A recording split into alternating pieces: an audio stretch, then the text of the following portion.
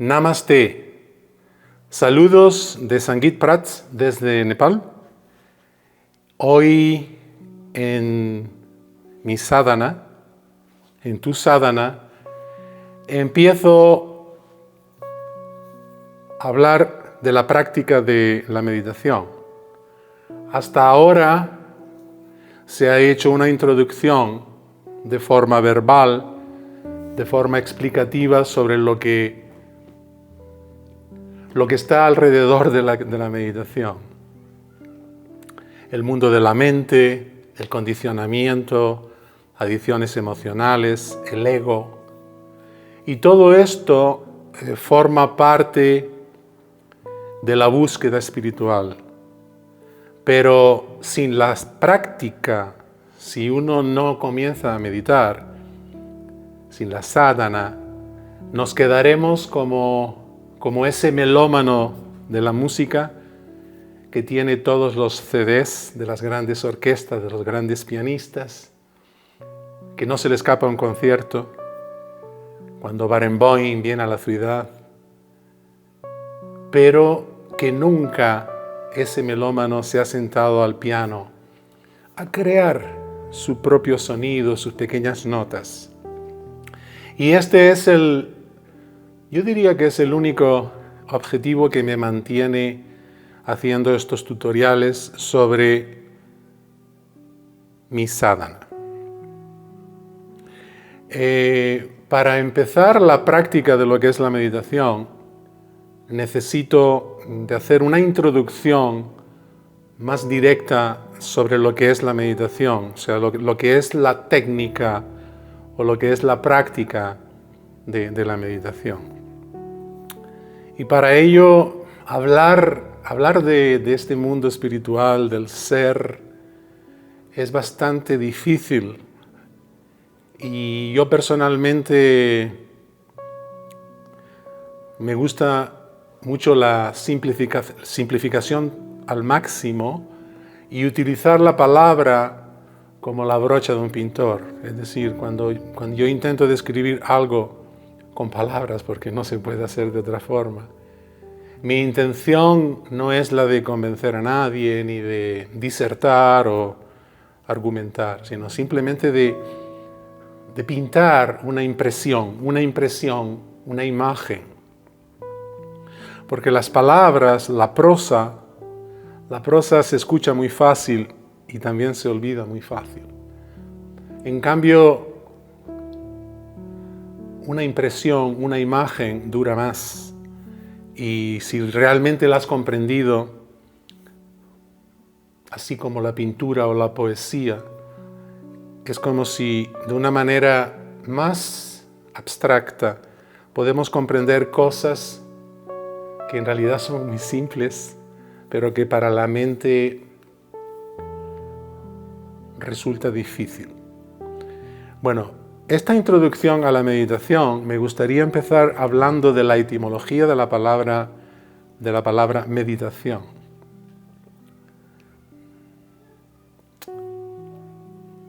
Meditación, si se busca en el diccionario, posiblemente se va a leer algo así como es reflexionar sobre algo o es una práctica espiritual en la que el monje visualiza, imagina, reza, etc., ¿no?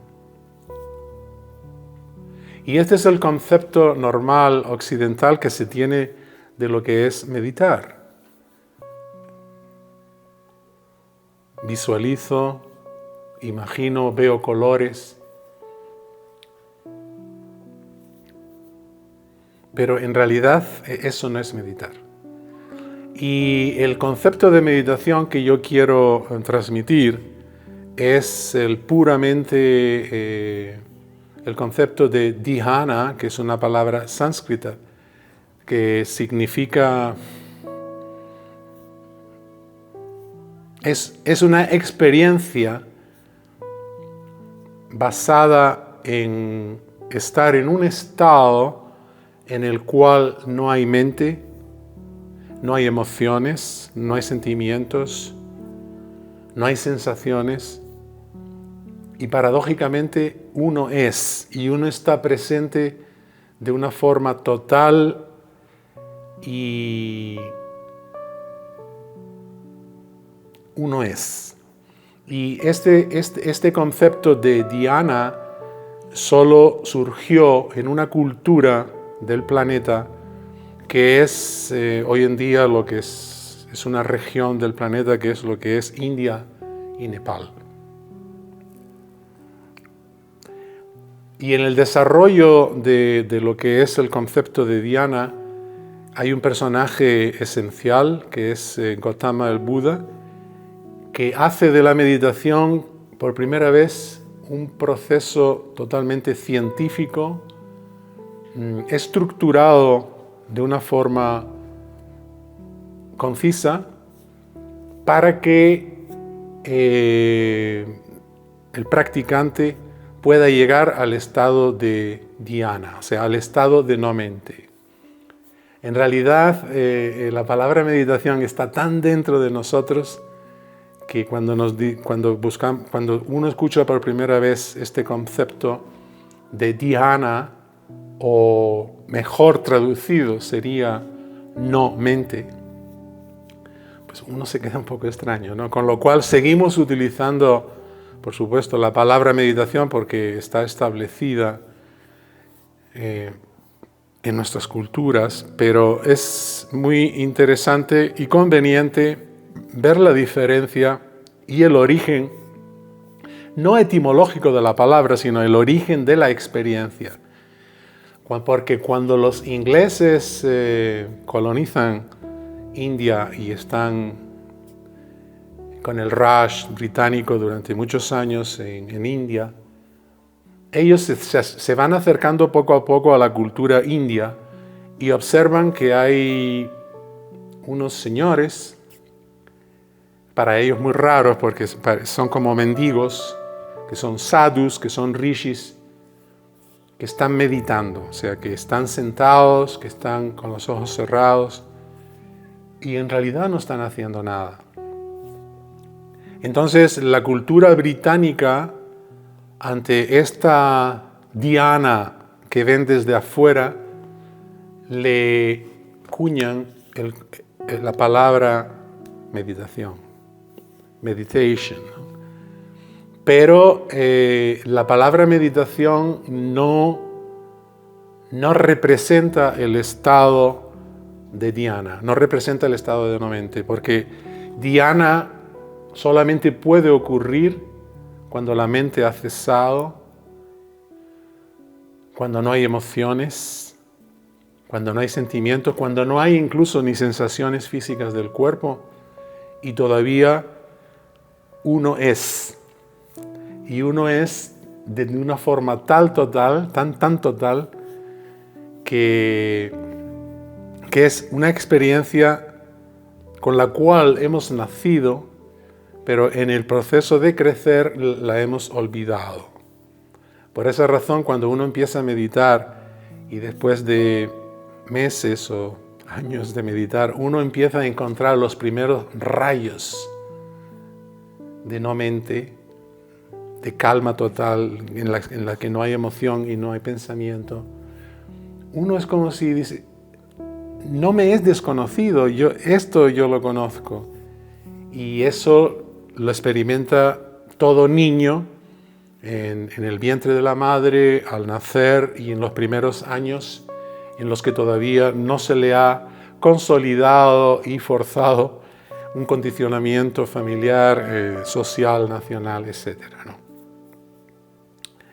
Entonces el hombre de la época de Buda, hace 2600 años, en esa época en Nepal, aquí por estas tierras, la sociedad era totalmente rural y paradójicamente incluso hoy en día, en el año 2020, todavía el 80% de la sociedad nepalesa es rural. ¿Qué significa esto? Que el hombre nepalés de aquella época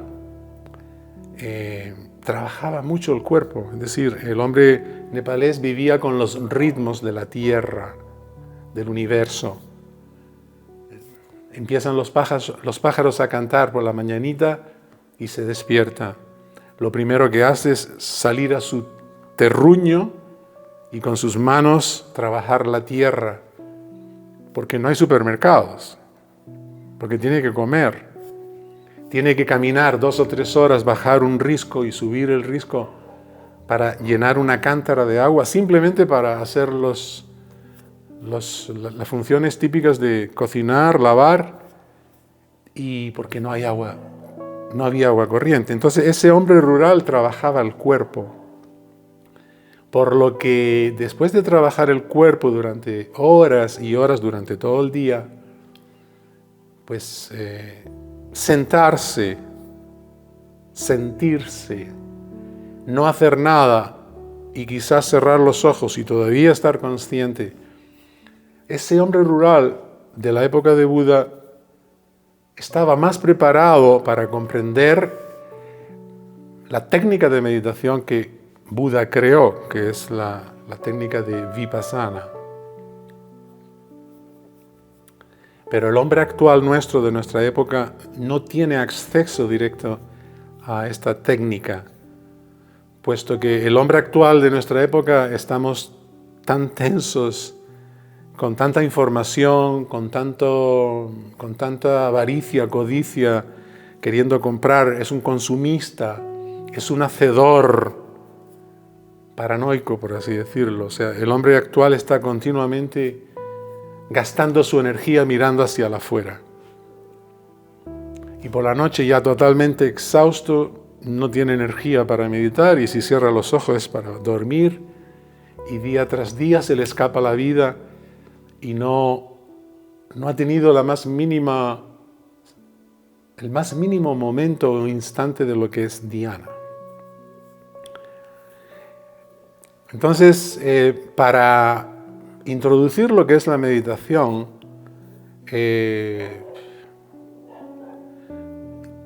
aunque el ser humano es una única conciencia, solo una única conciencia, esta conciencia se manifiesta o se materializa en 3 planos y el cuarto, por así decirlo, en 4 planos,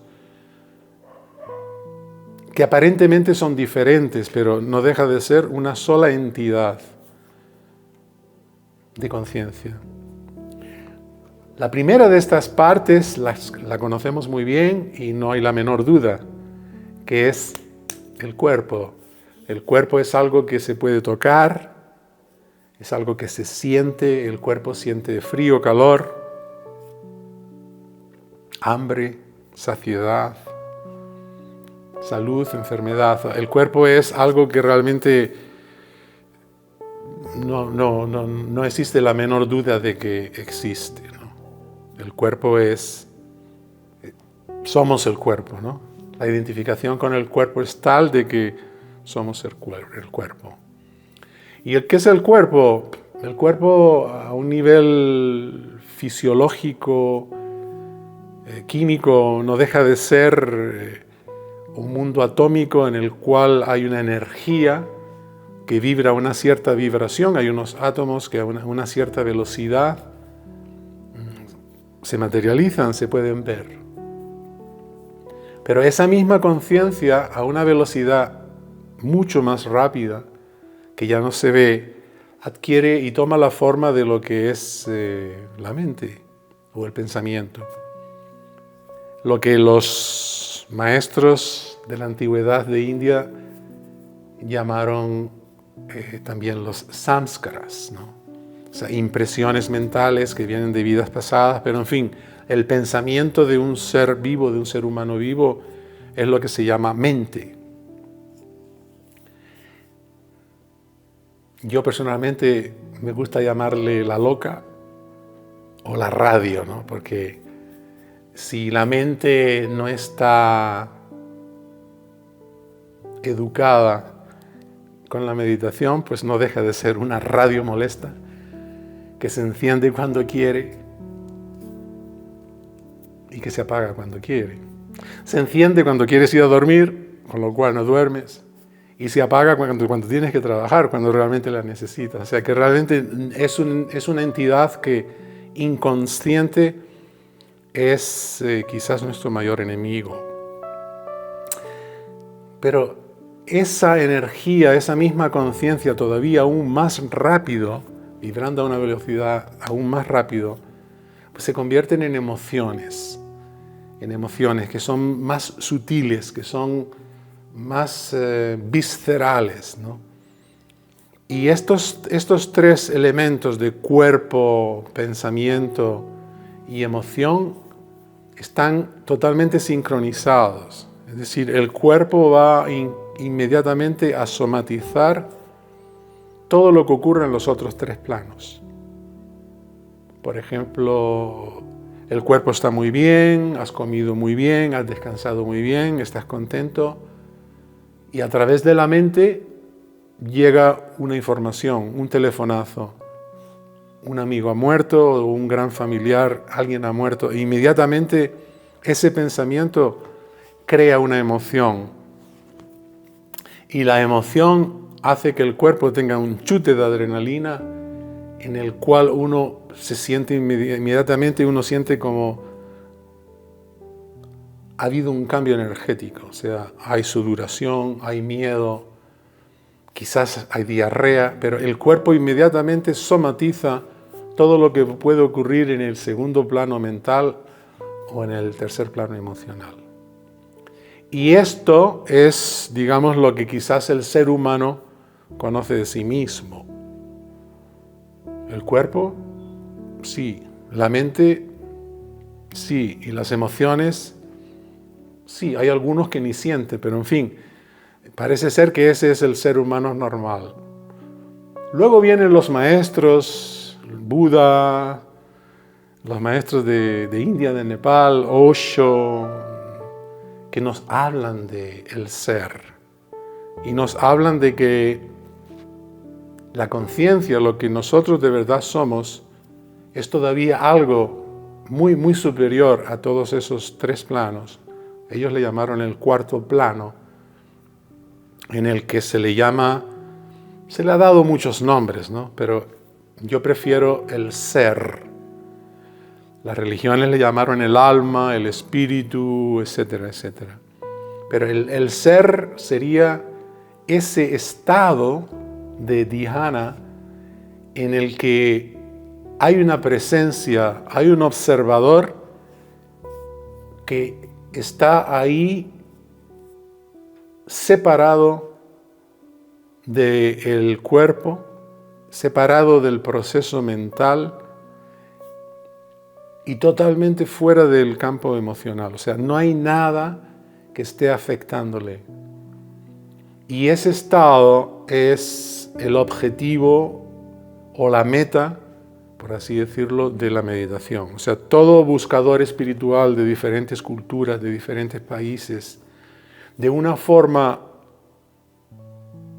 consciente o inconsciente, todos estamos buscando ese estado de paz, de silencio,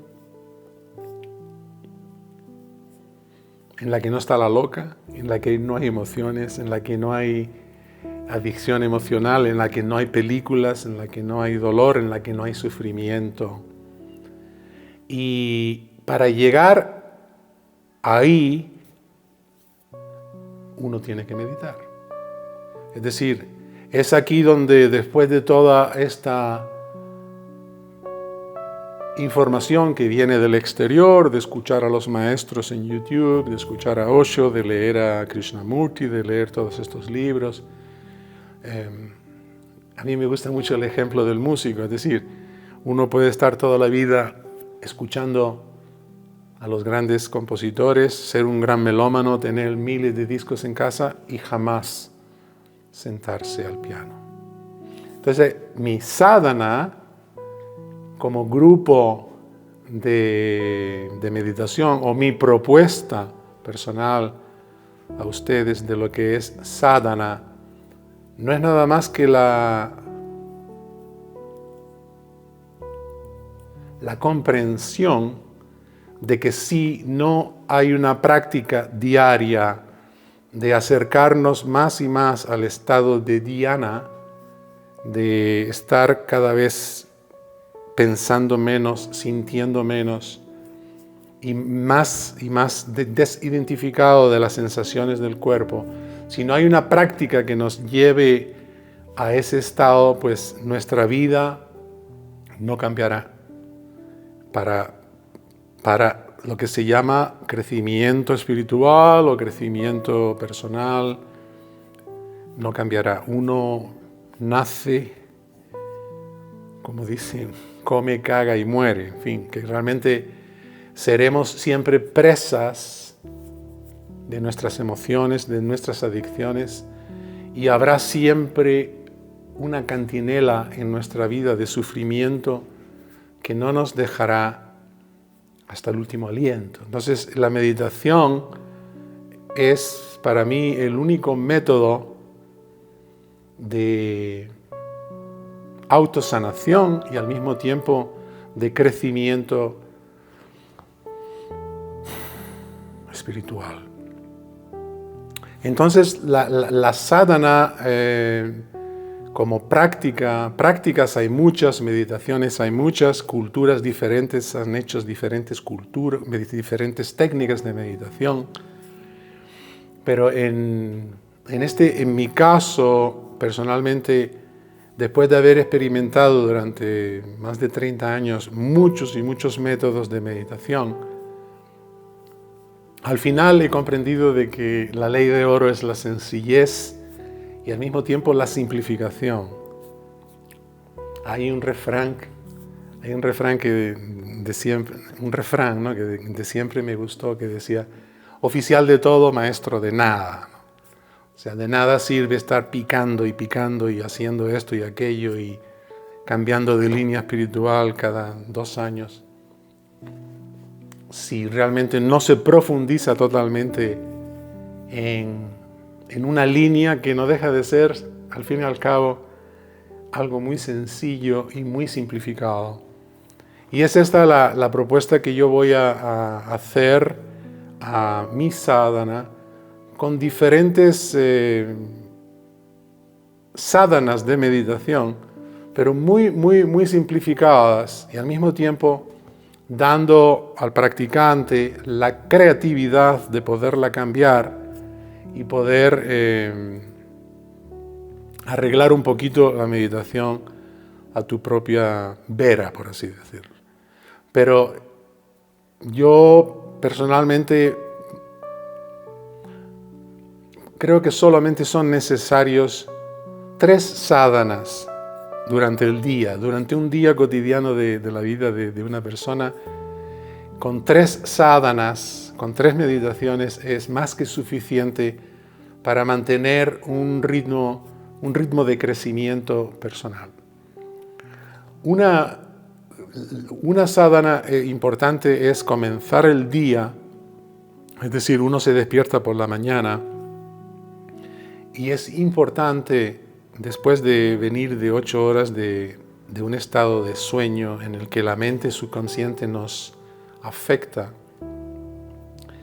es muy interesante trabajar con el cuerpo.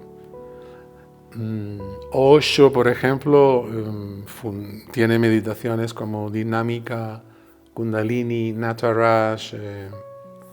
Luego están otras culturas que han hecho meditaciones de tipo activo, la danza giratoria de los derviches, las danzas de los chamanes, o sea, trabajar con el cuerpo. Y después de trabajar con el cuerpo, sentarse y observarse. Y esta forma de empezar el día es bastante positiva, puesto que nos saca del estado de somnolencia después de dormir. Muchas veces los sueños de la noche van a afectar y van a colorear el día. Y si los sueños son bonitos y el último sueño fue fantástico, pues de repente tienes uno de esos días que dices, wow, qué feliz sois, ¿no? Pero no siempre es así. Y muchas veces sueños, malas noches, preocupaciones, pues hacen del día pues uno de esos días de trágame tierra, ¿no? O sea, de estar realmente afectado ya desde que te despiertas hasta la tarde. Es como si tienes la sensación de que estás todavía dormido, de que no estás despierto. Y esta sadhana matinal de trabajar con el cuerpo, de vibrar, de temblar, de bailar, de sudar, de una manera meditativa, combinada con la meditación, pues es una gran ayuda para romper ese estado de somnolencia y aprovechar energéticamente, tener las pilas cargadas para el resto del día. Y yo siempre, personalmente, desde hace muchos años, comienzo el día con una meditación activa, que yo voy a proponer en los próximos tutoriales que voy a explicar las opciones para hacer meditaciones en la mañana. Una sadhana muy importante es ya la práctica directa de la meditación, es decir, sentarse, practicar lo que aparentemente puede ser vipassana. Pero a mí personalmente no me ayuda mucho, puesto que vipassana, como dije antes, fue creada para un hombre rural de hace 2600 años. Y para la vida actual de nuestros días no es tan sencillo. Por esa razón, mi maestro aquí de Nepal, Baba Pathik, él practica o nos da unas sadhanas de meditación que me parecen maravillosas, y es utilizando el pranayama del yoga. Para Baba, la escuela o lo que se llama pranayama es una de las mejores herramientas para acallar y calmar la mente. Ya Buda en sus enseñanzas ya describió la relación que existía siempre entre la respiración y el pensamiento. O sea, como una respiración alocada, arrítmica, crea pensamientos rápidos, alocados, confusos y viceversa. Y como una respiración calmada, sentida, pues crea estados mentales de paz y de claridad. Entonces la técnica de utilizar pranayama no es nada más y nada menos que una herramienta para llevarnos a un estado en el que podemos estar en dhyana. En sí, practicar el pranayama no es meditación, pero es una preparación para la meditación. Y ya en su día enviaré el tutorial de la meditación que trabaja con el aliento, o sea, el prana, con la energía vital del prana. Y con estas dos prácticas es más que suficiente para una persona moderna para mantenerse conectado a uno mismo y a ese estado de dhyana, de no mente, que es lo que es meditación. Y estas dos prácticas son como secuencias, es una hora y es una hora que yo hago por la mañana o hago por la tarde, pero es algo que realmente está programado en el horario de tu vida diaria. Y el tercer método meditativo que yo propongo es algo tan simple y a la vez tan difícil, que es la indagación constante de quién soy yo. ¿Quién soy yo? Esta escuela de meditación la fundó Ramana Maharshi y es algo muy sencillo, que simplemente es en cualquier momento de la actividad de tu día, estás conduciendo. Normalmente la mente suele escaparse al futuro, al pasado, a divagar, a imaginar, a hablar. Y esos momentos en los que ya no estás en tu práctica, tú no estás haciendo la meditación del cuerpo de la mañana, ni estás haciendo la meditación de la respiración, sino estás viviendo. Esos momentos de la vida cotidiana, si poco a poco te recuerda y te viene esa pregunta, ¿quién soy yo? ¿Quién soy yo? O sea, esa indagación constante del ser tiene un efecto increíblemente mágico en el sentido de que te puedes quedar en el momento presente solamente con volver a escuchar una y otra vez ¿quién soy yo? Y no tiene por qué ser una repetición como un papagayo, no es una cuestión de estar como hay algunos religiosos que están con los collares repitiendo oraciones, no es eso, es de vez en cuando, siéntelo. Hay mucho estrés en el trabajo, pero bueno, hay un momento de calma, cierra los ojos y ¿quién soy yo? ¿Quién soy yo?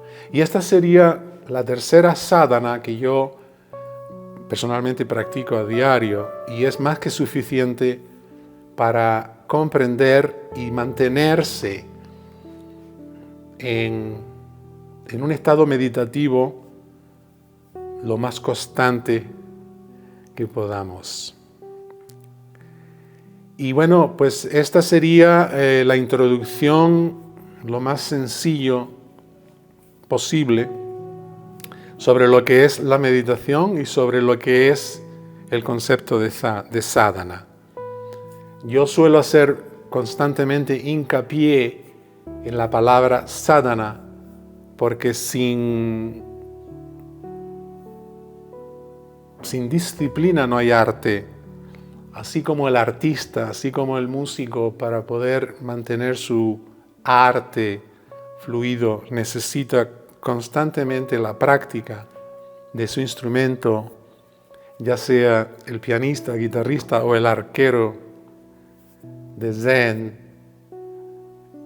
En la meditación es igual, o sea, sin el concepto de sadhana, de práctica diaria, no puede haber crecimiento espiritual. Esa es mi experiencia y mi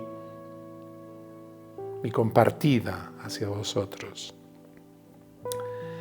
Y yo lo veo como, por ejemplo, es un concepto de higiene que puede ayudarnos a recordar la importancia de la sadhana diaria o de la meditación diaria. Y ese concepto de higiene es algo muy sencillo de comprender en relación hacia el cuerpo. Es decir, en la vida moderna que llevamos tenemos confort, vivimos en buenas casas, tenemos agua corriente, agua caliente.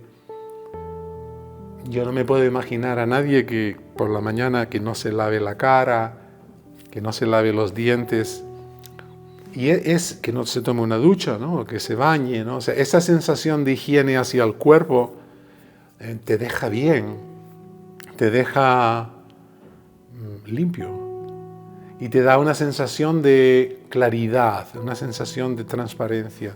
Pues es precisamente ese mismo concepto de higiene que no lo tenemos para lo que es la mente, y la mente es exactamente igual. La mente es como un espejo que continuamente está acumulando polvo, suciedad, etc. Y hay que continuamente limpiarla. Es decir, durante un día, ¿cuántas veces nos lavamos las manos? ¿Cuántas veces nos lavamos la cara? Y en el verano nos duchamos 3-4 veces. O sea, esa sensación de higiene hacia el cuerpo está totalmente asimilada y no tiene el más mínimo conflicto. Te gusta estar limpio. Si te gustase meditar, porque comprendes que si no limpias constantemente el espejo, tu mente va a influenciar naturalmente, negativamente tu día. Lo va a colorear con pensamientos, con juicios, con emociones, con conflictos, con deseos, con frustraciones, etcétera, etcétera. Entonces, la meditación sin el concepto de sadhana o el concepto de higiene hacia la mente no puede crecer. Uno tiene que meditar exactamente con la misma alegría o con la misma sensación de naturalidad que uno se baña o que uno se lava el cuerpo. Y llegando a ese estado de tener claro que tú te levantas por la mañana y te lavas la cara, te quedas limpio, pero luego tengo que meditar antes de ir a trabajar porque si no, no estaré claro. O sea, limpias el cuerpo con la higiene del cuerpo y limpias la mente con la higiene de la meditación. Y esto es mi sadhana, tu sadhana. Namaste.